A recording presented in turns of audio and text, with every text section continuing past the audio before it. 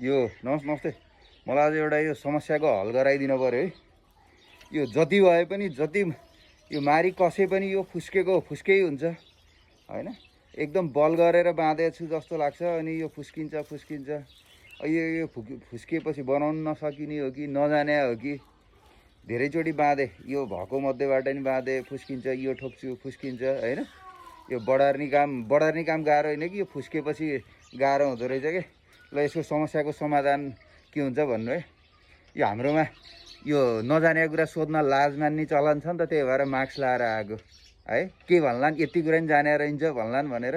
त्यही माथि फेरि सिए हो 2टा डिग्री छ भन्छ, यति कुरा नि जाने छैन भनेपछि त बिजेत होला नि भनेको। यत्रो हुन्छ बिजेत।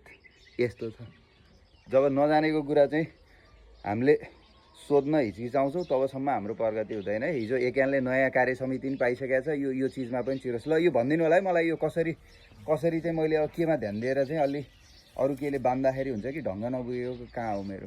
बुवाको बेला बुवाले गर्दाखेरि चाहिँ थियो, अहिले बुवाहरू उता बाहिर होइसिन्छ त्यो भएर यहाँ मिलिरहेको छैन। बुवाले फेरि गरिसिन्थ्यो, मैले चाहिँ जानिनँ है त। ल कसरी हुन्छ सम्झाइदिनु है। यो कति मजाले कसरी ढङ्ग पुऱ्यायो भने चाहिँ यो बाँध्न सकिन्छ।